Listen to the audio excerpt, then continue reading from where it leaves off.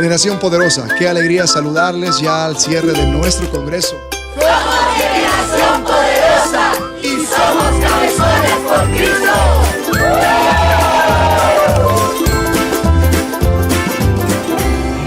Queremos compartir el amor de Dios. Estación de abrazo en nuestro corazón. Si Cristo a nuestro lado va, nada tengo que buscar. Es mi deseo proclamar que Cristo es todo para mí.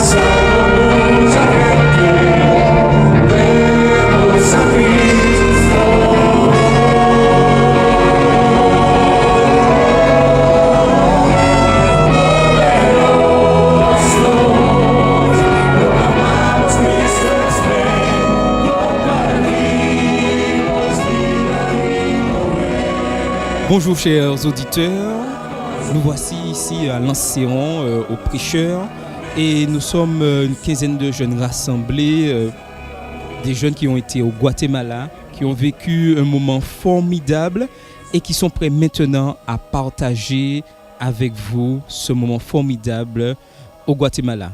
Et nous avons le plaisir d'avoir avec nous la responsable JA de la Fédération adventiste de la Martinique, Vincent Adoucounou. Bonjour Vincent. Bonsoir. Ça commence bien. Bonsoir Vincent.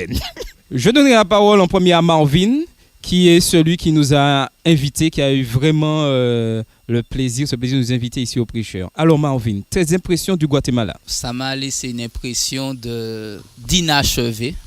En quittant le Guatemala, je vous avoue que j'ai eu envie d'y rester. Puisqu'il fallait revenir avec les délégations, je suis revenu, mais le programme en lui-même, le congrès, les moments que nous avons passés avec la délégation, celle des Antilles-Guyane, mais aussi des autres, a été formidable pour moi. C'est vrai que j'espère bien avoir l'occasion de retourner et de pouvoir profiter pleinement des frères et sœurs du Guatemala. Merci Marvin. Alors, Josué, dis-nous tes impressions de ces quelques jours au Guatemala.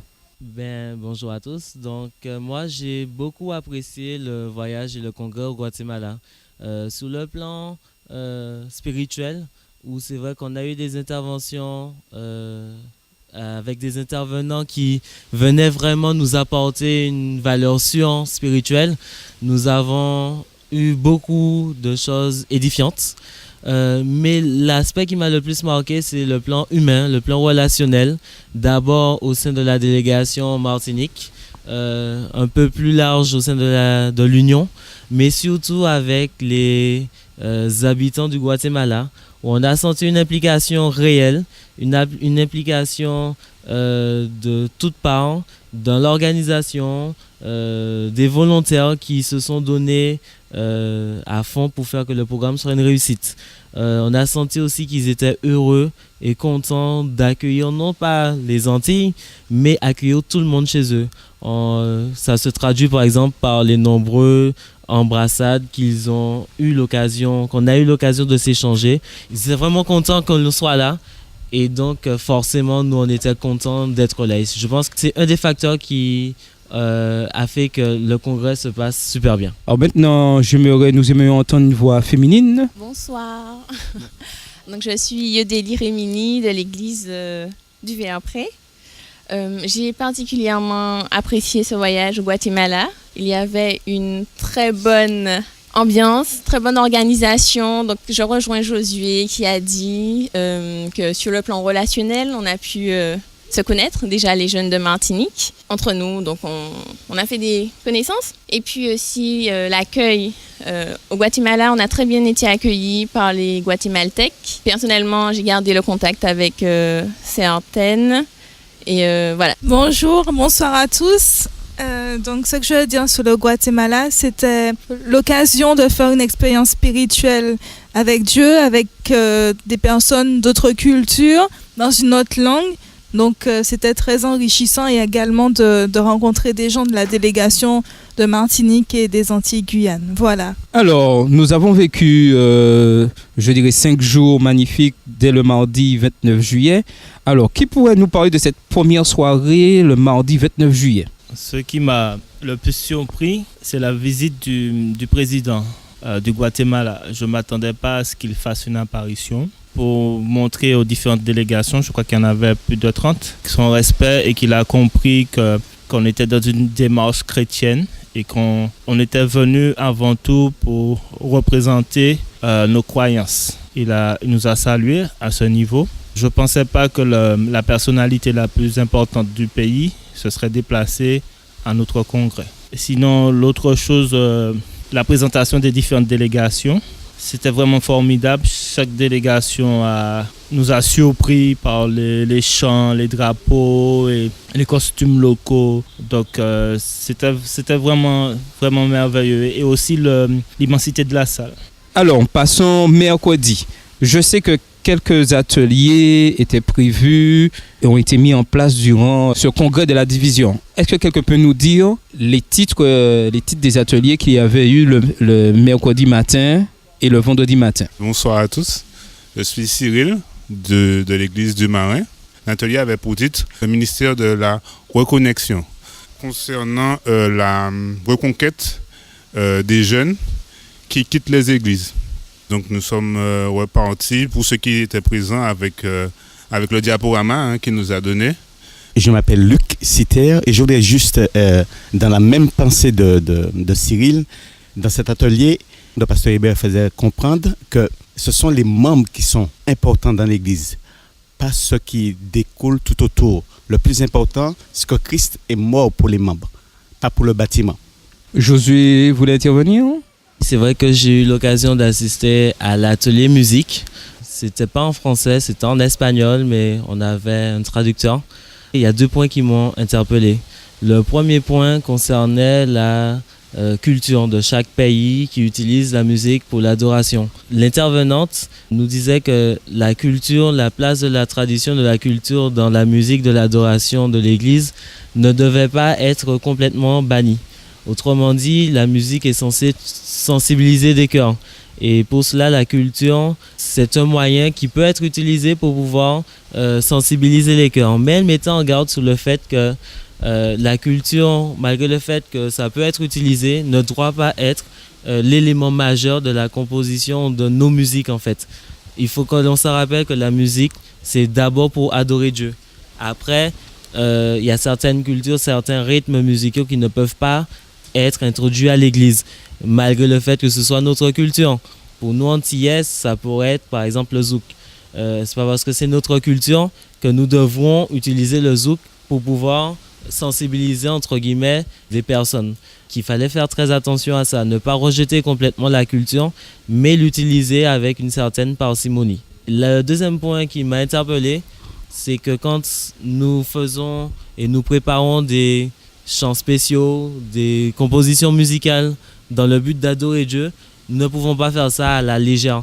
À savoir, Dieu va accepter malgré le fait que ce soit pas forcément le fruit de répétition, le fruit de travail, etc. Que Dieu, c'est quand même un Dieu qui aime la rigueur et que nous ne devons pas venir et nous présenter devant lui. Nous avons la bonne volonté, nous faisons fi du travail, nous faisons fi des répétitions et du fait que la présentation soit carrée. Et nous nous disons, ah bon, c'est pas grave, Dieu va accepter parce que Dieu va comprendre. Bonsoir, donc je suis Carole de l'église de Reb. Pour ma part, j'ai assisté à un atelier qui concernait l'évangélisation juvénile. En fait, c'est le pasteur Kenji qui est responsable de la jeunesse au niveau de la conférence générale qui menait cet atelier. À cette occasion, il a eu le plaisir, la chance de présenter à nouveau le programme ambassadeur qui existait déjà, mais qui a été revisité parce qu'on avait remarqué, d'après les statistiques, que le premier programme qui avait été lancé avait échoué par rapport au fait que beaucoup de sociétés JIA n'avaient pas pu mettre en place les recommandations qui étaient faites dans le premier livret qu'ils avaient lancé. Donc le projet a été revisité et il y a d'autres livrets qui sont sortis. On nous a bien précisé que ce programme va concerner uniquement les jeunes de 16 à 20 ans, puisqu'on a remarqué qu'après le club des éclaireurs, il y avait comme un trou et il n'y avait pas d'organisation vraiment pour les jeunes qui passaient du club des éclaireurs à la section JA. Donc, ils ont revisité le manuel. Le manuel, donc, ils ont décidé par bonheur de le traduire en français d'abord, puisque le pasteur Kenji précisait qu'on avait remarqué que le secteur francophone était un petit peu lésé. Donc, ils ont d'abord traduit ces manuels en français qui sont disponibles en téléchargement sur le site de la Conférence Générale de la Jeunesse. Il y avait notre atelier sur la sexualité avec Vincennes. Cet atelier était mené par la docteure Myriam Acosta. Elle a parlé de comment gérer ce don que Dieu leur a donné. Et aussi, elle a parlé les changements qu'il y a eu en parlant de l'homosexualité, aussi s'il y a des déviances, etc. Elle n'a pas touché seulement l'aspect sexuel seulement. Elle a donné plusieurs cas. Une fille qui avait des relations sexuelles avec son copain. Donc, comment on aurait conseillé cette personne? Donc, elle a dit qu'il faut parler ouvertement avec les personnes et que de rappeler que ce don que Dieu nous a donné, qu'il est réservé aux maris et femmes et que ce sont des pratiques qu'il faut avoir le courage d'arrêter. Elle a pris aussi le cas de comment dénoncer s'il y a des abus. Il faut connaître les textes de loi du pays où on est sur ces choses-là. C'est très important et que l'Église, la Bible, rien ne favorise ces choses. Qu'il faudrait dénoncer tout ce qui est déviance et qui fait du tort à autrui.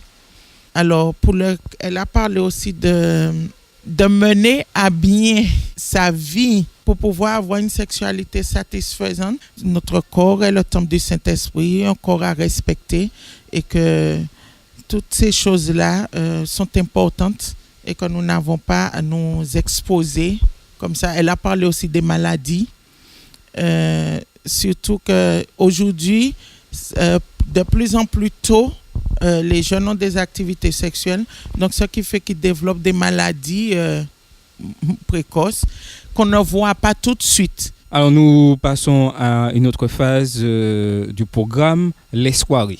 Alors il y avait un prédicateur spécial. Qui peut me rappeler son nom? Je sais qu'il avait une particularité, il jouait à la guitare. José Rojas. Rojas. Et il y avait... Ah, Carole a fait un petit son là. C'est quoi?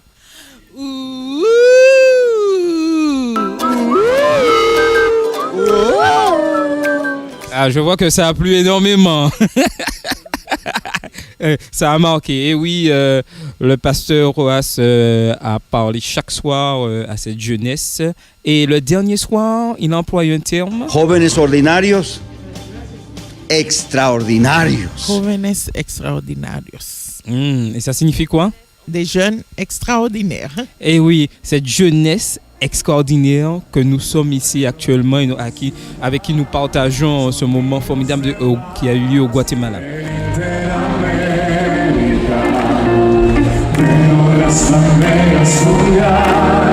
Las manos alzar en América, jóvenes con una misión,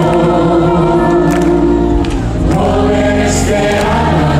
Que se escuche fuerte ese coro, son ustedes. Son los jóvenes de América, una fe, un bautismo, un amor, son los jóvenes de América, en Jesús nosotros un gran amor, yo que soy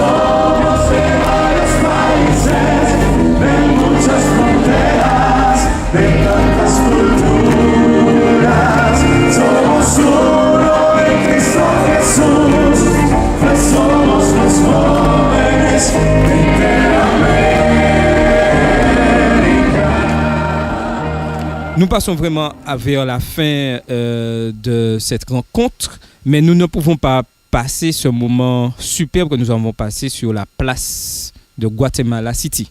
Ce fut le jeudi matin où toutes les délégations représentant les unions de la division interaméricaine, on avait rendez-vous sur cette place de Guatemala City, un rendez-vous particulier où l'aspect était mis sur la santé.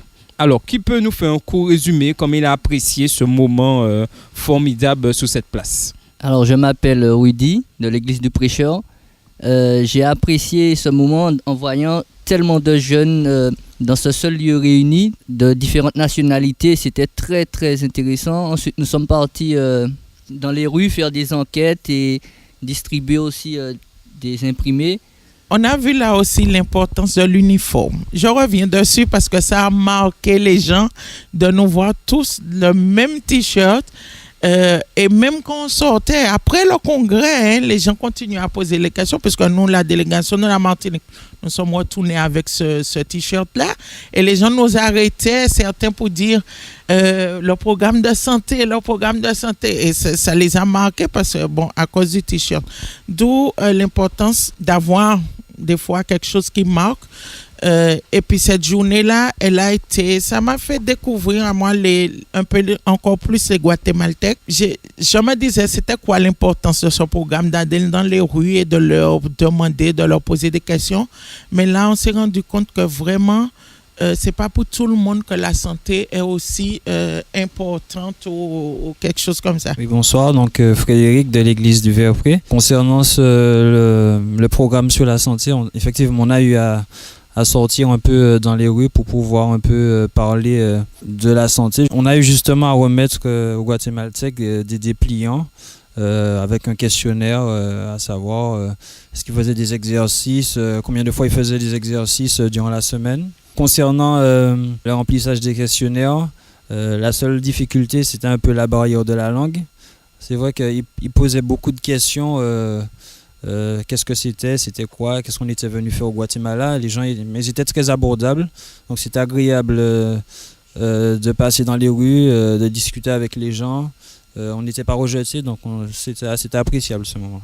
Le cri de guerre de chaque délégation, les rencontres, les embrassades, les photos, les connaissances qui se sont faites. Et puis bien sûr,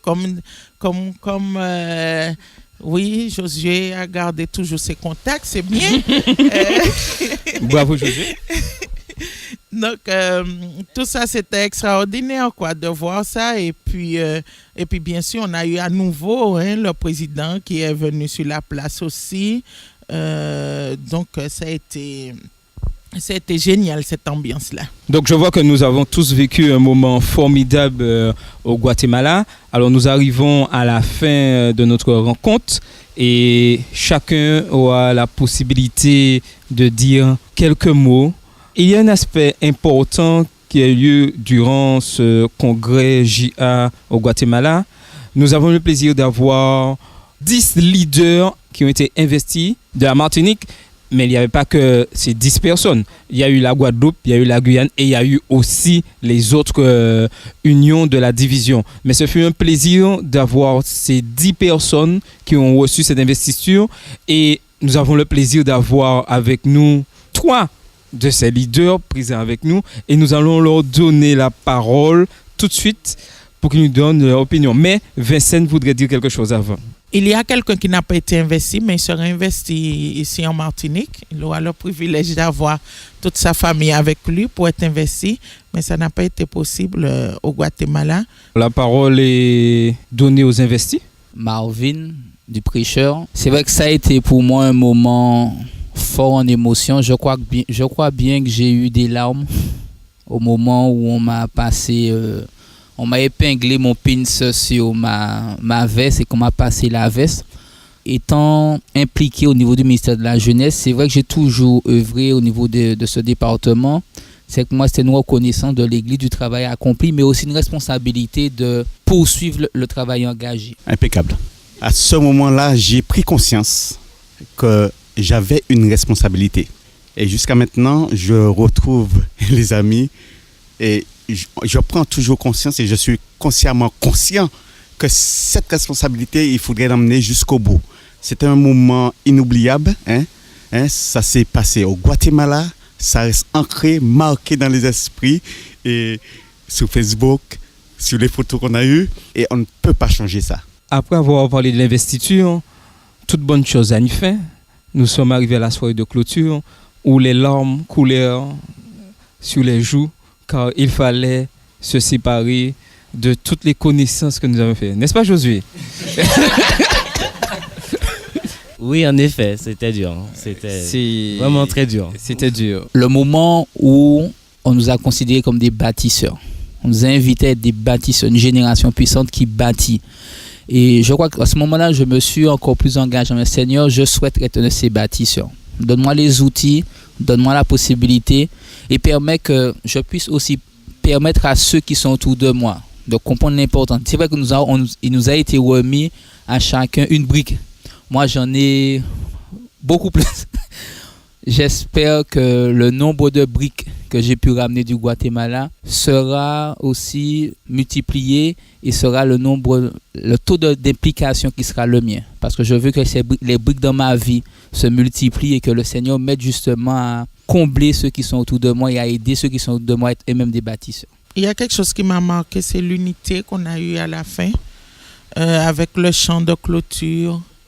Et puis, ce message-là que nous partons, en fait, en tant que bâtisseurs, comme Marvin vient de le dire, et que nous partons pour proclamer un message puissant avec des jeunes qui ont des capacités que Dieu a fournies pour qu'ils puissent jeter les barrières, enlever ce qu'il y a pour reconstruire et pour remettre debout les choses. C'est vrai qu'il y a eu de bons moments, il y a eu le boom biblique où notre union, nous avons fini 10e avec Joshua, mais les candidats du Mexique étaient vraiment très forts, il faut l'avouer.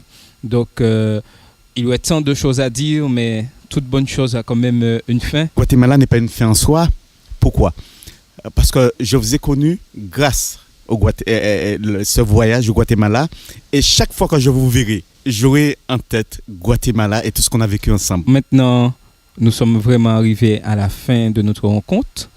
Je laisse la parole à ceux qui n'ont pas pu s'exprimer pleinement pour dire un dernier mot. Où je trouve que c'est toujours très intéressant, c'est de comprendre que nous ne sommes pas seuls, qu'il y a partout dans le monde des gens qui adorent Dieu comme nous, qui aiment Dieu et surtout des gens qui ont les mêmes objectifs en ce qui concerne l'évangélisation, en ce qui concerne la cohésion juvénile en fait. Et on voit que quand les jeunes se rassemblent, ça fait effectivement une armée puissante et ça fait vraiment une génération puissante et surtout des gens extraordinaires. Donc surtout ce que nous retenons, je pense en tout cas ce que j'ai retenu de ce congrès, c'est que quelles que soient les complications, les difficultés, quel que soit là où on se trouve, puisqu'on a bien vu aussi des jeunes qui ont eu certainement du mal à pouvoir venir au congrès et qui malgré toutes les difficultés étaient là, c'est que quels que soient les obstacles que nous avons, nous pouvons, en faisant confiance à Dieu, toujours arriver à atteindre notre objectif qui est d'approcher d'autres jeunes, d'approcher d'autres personnes et de les amener à Christ. Je retiens que du positif du Guatemala. Mis à part les rencontres, c'est vrai qu'on a rencontré beaucoup de personnes. Mais c'est l'aspect comme Carole disait, de se dire qu'on n'est pas tout seul, mais que dans tout le monde, à travers tout le monde, il y a des personnes qui, comme nous, attendent aussi Jésus avec la mission de faire qu'il y ait d'autres personnes qui partagent notre foi. C'est vrai que ça m'a marqué aussi le fait de voir d'autres personnes avec une foi immense qui nous donnaient des leçons de foi, de voir qu'en fait on n'est pas toute seule dans notre petite Martinique à attendre Jésus, quoi. C'est vrai qu'il y a certaines personnes qu'on a rencontrées là-bas qu'on verra peut-être, qu'on ne reverra plus, mais on a l'espoir de les revoir un jour au ciel.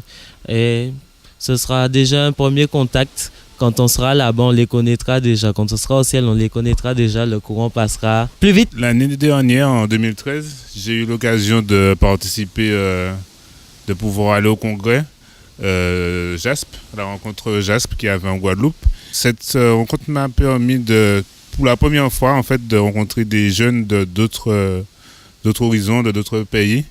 Donc, en l'occurrence, la Guadeloupe et la Guyane. Cela a créé chez moi l'envie de rencontrer encore d'autres jeunes.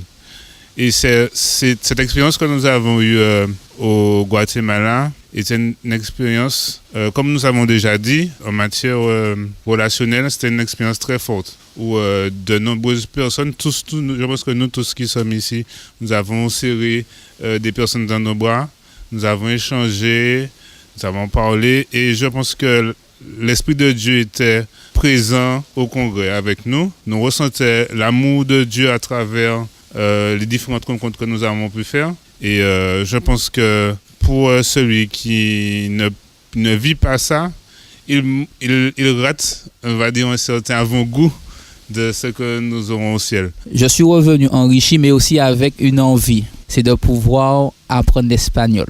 Et c'est vrai que ce voyage m'a convaincu qu'aujourd'hui, il est nécessaire pour moi, dans mon cheminement, de maîtriser l'espagnol et de maîtriser encore plus l'anglais. Et je crois que si ça a pu me permettre, ça a pu déclencher cela chez moi, ça pourra déclencher chez chacun de ceux qui profiteront quelque chose de différent, mais au moins ça va déclencher quelque chose. Dieu a fait des choses impossibles, jusqu'à arrêter un avion. Je sais que 1 minute de plus sur la piste d'un aéroport, c'est des millions d'argent qui partent. Et là, Dieu a permis qu'un avion puisse être arrêté pour nous. Et il y a un frère dans le groupe qui disait, Dieu a arrêté le soleil pour Josué et il a arrêté un avion pour Myrta. Et ça, ce sont des expériences qu'on n'oubliera jamais. Et je me rappelle que quand pasteur Lassonnier lui a remis le passeport, elle m'a dit, Vincent, j'ai eu des frissons. Dieu a fait quelque chose pour toi aujourd'hui, ne l'oublie jamais. Je pense qu'on pourrait terminer vraiment l'émission avec cette expression de Rojas quand il nous disait jeunesse ordinaire et qu'on répondait extraordinaire. Alors on va recommencer un peu plus fort. Jeunesse ordinaire. Extraordinaire. Effectivement, nous sommes une jeunesse extraordinaire. Merci à tous.